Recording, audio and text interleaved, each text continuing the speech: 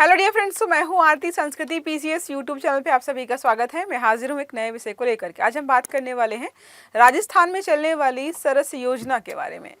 तो सरस डेयरी के बारे में हम सभी ने पढ़ ही लिया है। अब ये सरस योजना क्या होती है ये समझने वाले बहुत महत्वपूर्ण है हमारे यहाँ पर। अब देखो क्या लिखा, सरस मायरा योजना। तो ये मायरा क्या होता है? कई लोग इसको जो है बोलते हैं कि भाई ये तो दहेज जैसा है। तो क्या ये सच में दहेज है या किसी अन्य प्रकार के कह सकते हैं रीति रिवाज है जो कि राजस्थान में चल रहा है।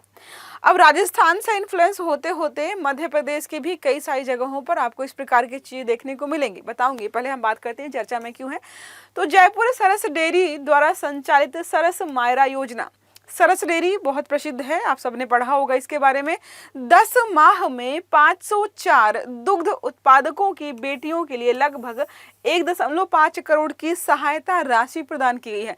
तो अब आपका कंफ्यूजन दूर हो गया होगा कि ये कोई दहेज जैसा कुछ भी नहीं है, क्योंकि दहेज में सहायता राशि नहीं होती है। यहाँ पर क्या किया जा रहा है, जो भी दुग्ध उत्पादक हैं उनकी अगर बेटियों की शादी होती है तो वित्तीय सहायता दी जाती है। अब मध्य प्रदेश की सांची डेयरी ने भी इसी प्रकार की चीजें करना शुरू कर दिया। तो इन्फ्लुएंस हो रहा है, अच्छी चीजों का इन्फ्लुएंस होना चाहिए। सहकारिता पर आधारित है, जहां पर सहायता का नाम आता है आप सहकारिता को आंख बंद करके जो है लगा सकते हो, क्योंकि सहकारिता का मतलब सहायता ही होता है जिसमें आपस में जो है सहकारिता के साथ चीजों को आगे बढ़ाते हैं। अब मायरा का मतलब क्या होता है? मायरा का मतलब यहाँ होता है एक मतलब मामा जी के द्वारा अपनी बहन की बेटी की जब भी शादी होती है तो कुछ वित्तीय सहायता दी जाती है, कपड़े वगैरह गहने वगैरह भी दिए जाते हैं।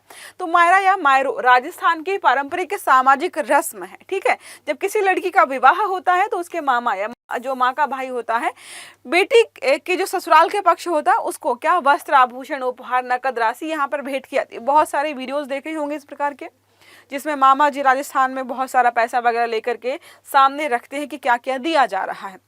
अब ये कितना सही है कितना गलत उस पर डिबेट हम नहीं करने वाले हैं।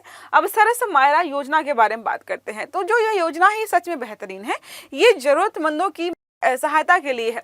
तो योजना का उद्देश्य है कि जो भी दुग्ध उत्पादक व्यक्ति है, परिवार की बेटियों के जब भी शादी होगी तो हम उनको वित्तीय सहायता देंगे, जिसको हम मायरा के नाम से जानते हैं।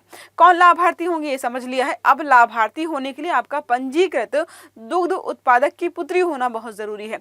जयपुर दुग्ध संघ क्षेत्र के सदस्य या परिवार यहाँ पर होते हैं। क्या सहायता मिलती है? तो लगभग 21,000 की आर्थिक सहायता मिल जाती है। इसके अलावा वस्त्र वगैरह ज्वेलरी वगैरह वो जो है वो सारा आपका अलग से होता है। तो मिनिमम 21,000 रुपये जो है वित्तीय सहायता हर बेटी को यहाँ पर जो है दी जाती है। और वही हमने देखा कि डेटा दिया गया है कि लगभग जो है करोड़ों रुपए में राशि दी गई है। किसके द्वारा संचालित हो रहा है? अब कोई संगठन तो होगा जिसको संचालित कर रहा होगा। तो जयपुर दुग्ध संघ सरस डेयरी द्वारा इसको संचालित किया जा रहा है सहकारी दुग्ध समितियों के माध्यम से। तो बहुत सारी समितियां हैं जो दुग्ध से रिलेटेड हैं, वो मिलजुल करके इसको चला रही हैं। योजना का तो यहाँ पर यह है कि ग्रामीण सामाजिक सुरक्षा का उदाहरण। सामाजिक सुरक्षा का मतलब ही पैसा होता है। जैसे लड़कियां जब शादी करती हैं तो लड़की घर वाले क्या देखते हैं, लड़का जॉब पे है कि नहीं है, लड़की को खुश रहेगा, सारी सुविधाएं देगा कि नहीं देगा। वो होती है सामाजिक सुरक्षा। जिसके पास पैसा है वही आपको सुरक्षा दे सकता है, ये ऐसा हम मान के चलते हैं। सहकारिता मॉडल को यह मजबूत बनाता है क्योंकि सहयोग पर चलता है। बेटियों के सम्मान और महिला सशक्तिकरण को बढ़ावा दिया जा रहा है, ये इनका मानना है। अब बात करते हैं राजस्थान विशेष को लेकर के। तो राजस्थान सहकारिता मॉडल यहाँ पर क्या है, समितियों का मजबूत नेटवर्क है। बहुत सारी समितियां मिलकर के काम करती हैं। राजस्थान कोऑपरेटिव डेयरी फेडरेशन जो है इसके अंतर्गत यह एक ब्रांड बन चुका है। राज्य में हजारों ग्राम स्तरीय दुग्ध समितियां सक्रिय हैं जो कि लगातार इस क्षेत्र में काम कर रही हैं। ग्रामीण अर्थव्यवस्था यहाँ पर क्या योगदान है? तो दुग्ध उत्पादन राजस्थान की ग्रामीण आय का प्रमुख स्रोत है, ठीक है। नेक्स्ट बात करते हैं महिला जो हमारी स्वयं सहायता समूह होती है, इनकी बड़ी भागीदारी है। सेल्फ हेल्प ग्रुप में महिलाओं का पार्टिसिपेशन राजस्थान में बहुत बड़ी मात्रा में है। डेयरी क्षेत्र में राजस्थान देश के अग्रणी राज्यों में से शामिल किया जाता है। अब सामाजिक और सांस्कृतिक आयाम, आर्थिक हमने देख लिए हैं, सामाजिक सुरक्षा वाला ही देख लिया है। अब सामाजिक और सांस्कृतिक क्या है? तो राजस्थान की पारंपरिक रस्म है जिसको उन्होंने एक तरीके से अलग तौर पर प्रेजेंट किया है। योजना में जो है सामाजिक परंपरा को तो इंक्लूड किया गया क्योंकि परंपरा है। सहकारिता मॉडल है क्योंकि इस परंपरा को निभाने के लिए बहुत सारे लोग साथ में मिलकर के काम कर रहे हैं। और ग्रामीण क्षेत्रों की जो बेटियां हैं उनको जो है यहाँ पर सहकारिता क्या होती है, किसी की मदद करना क्या होता है, इसका संदेश भी दिया जा रहा है। सांख्यिकी परिप्रेक्ष्य देखें अगर तो हमने देखा अभी हाल फिलहाल में 10 महीने में 504 लाभार्थी मतलब 504 बेटियों की शादी हुई है, जिसमें टोटल 1.5 करोड़ रुपए दिया गया है। योजना का विस्तार हमने देखा है मध्य प्रदेश की सांची डेयरी है, इसके द्वारा यहाँ पर अनुकरण किया जा रहा है, ये भी इन्फ्लुएंस हो रहे हैं।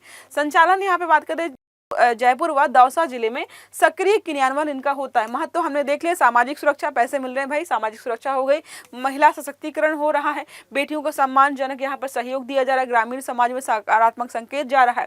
सहकारिता सुदृढ़ीकरण का यहाँ पर उदाहरण इसलिए है क्योंकि बताया जा रहा है समाज में कि एक दूसरे की मदद करते हुए कैसे हम चीज़ों को आगे प्रमोट कर सकते हैं। हाँ, कुछ चुनौतियाँ जरूर हैं इनको इस चीज़ को लागू करने में। पहला है वित्तीय स्थिरता, दीर्घकालिक निधि प्रबंधन चाहिए कि लंबे समय तक पैसे हमारे पास रहें।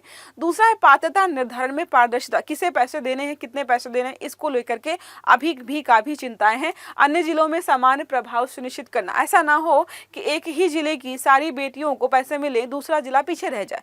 तो ये कुछ चुनौतियां हैं, इनको ये ठीक ठाक समय लेकर के ठीक कर ही लेंगे।